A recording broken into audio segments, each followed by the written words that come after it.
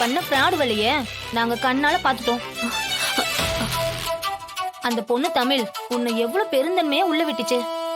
நீ உள்ள வந்து தமிழுக்கே ரெண்டகம் பண்றியா? அக்கா என்னாச்சுக்கா? விடுங்கக்கா. தமிழ் இவ்வளவு நல்லவளாலும் இருக்காதம்மா. எவ எப்ப வருவானே தெரியாது. நாம தான் கவனமா இருக்கணும்.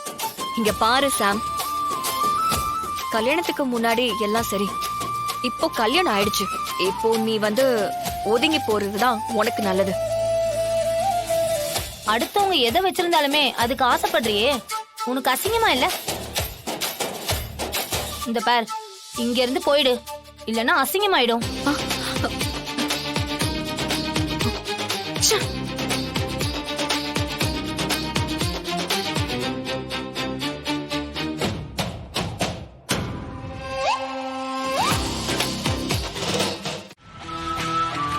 சார், டின்னர் ரெடியா இருக்கு.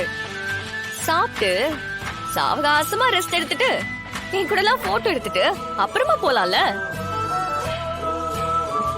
ஏன்பா தம்பி, குறிஞ்சி சாருக்கு கொஞ்சம் ஜூஸ் எடுத்துட்டு வா. பரவாயில்லையே, ஒரு வீட்டுக்கு வேலைக்கு வந்துட்டு முதலாளி பேரனையே கரெக்ட் பண்ணி மருமகளாகி வீட்டுக்குள்ள வந்திருக்கேன்னா அதெல்லாம் பெரிய சாதுரியம் தான் தமிழ். சின்ன வயசுலயே நல்ல தெளிவா இருக்க, பெரிய ஆளா வருவ. என்ன சார் இப்படி எல்லாம் பேசினா நான் ரொம்ப அவமானப்பட்டு தொலை குனிஞ்சு நிப்பேன்னு பாக்குறீங்களா? யாரு சொல்ற வார்த்தைக்கு முக்கியத்துவம் கொடுக்கணும், யார் வார்த்தைய உதாசனப்படுத்தணும்னு எனக்கு ஒரு வரமுறை இருக்கு சார். எனக்கு இதெல்லாம் எங்க ஜனாமா சொல்லி கொடுத்திருக்காங்க. அப்படியா? ஆமா, வேற என்னெல்லாம் உங்க ஜனாமா சொல்லி கொடுத்திருக்காங்க?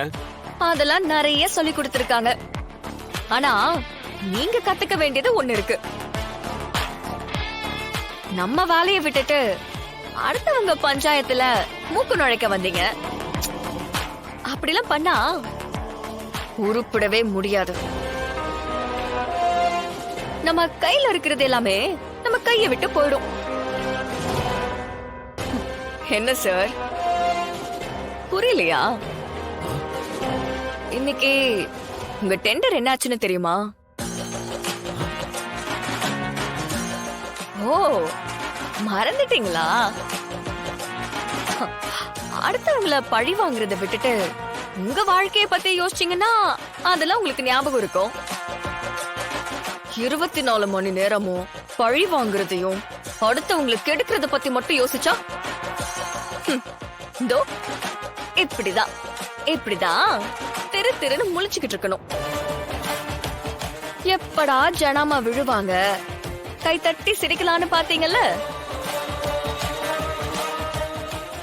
நேத்து உங்க முட்டை கான்ட்ராக்ட் என்ன புரியலையா? முட்டை கான்ட்ராக்ட் எல்லாம் உடைஞ்சு போச்சு. நீங்க வேணா போன் பண்ணி என்னாச்சுன்னு கேளுங்களேன்.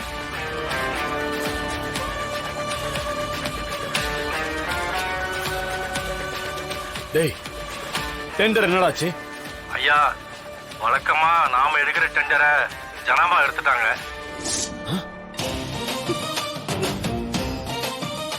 டேய், எப்படிடா?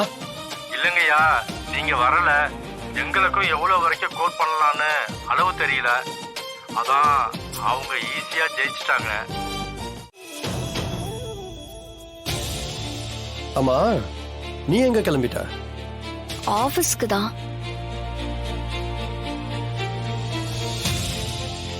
நமக்குள்ள இருக்கிற பர்சனல் பிரச்சனை நம்ம பிசினஸ பாதிக்க கூடாது. எப்பவும் போல ஆபீஸ்ல 2 பேரும் ஒன்னாவே ஒர்க் பண்ணலாம். நான் உங்களை எதுவும் டிஸ்டர்ப் பண்ண மாட்டேன். வீட்ல வர ப்ராப்ளம நம்ம பேசி தீர்த்துக்கலாம். என்ன சொன்ன? நம்ம பிசினஸா? ஆமா, நம்ம பிசினஸ் தானே. அது ஏன் பிசினஸ்.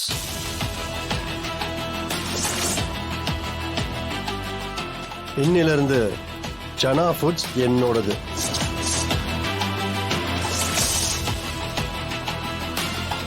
ஜனா ஃபுட்ஸுக்கு உனக்கும் எந்த சம்பந்தமும் இல்லை.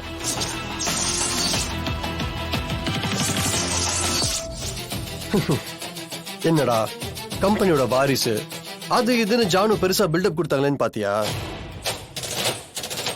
அதெல்லாம் பழைய கணக்கு.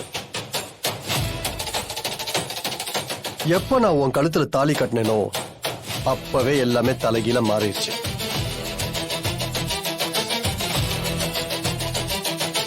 இனி உனக்கும் அந்த ஆபீஸுக்கும் எந்த சம்பந்தமும் கிடையாது.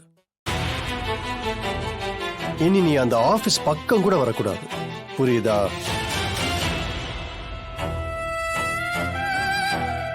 சாம், இதோ வரேன்.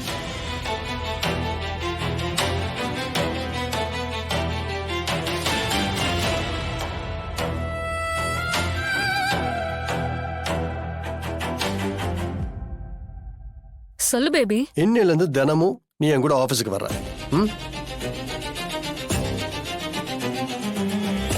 இனி என்னோட செக்ரட்டரியே நீதான். Thank you baby. அப்போ தமிழ்?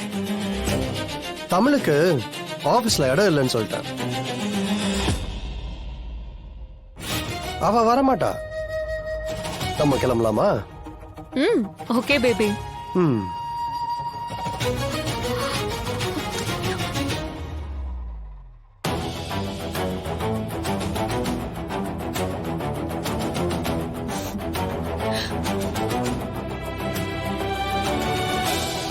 தமிழ், உன் நிலைமைய பார்த்தா எனக்கு பாவமா தான் இருக்கு.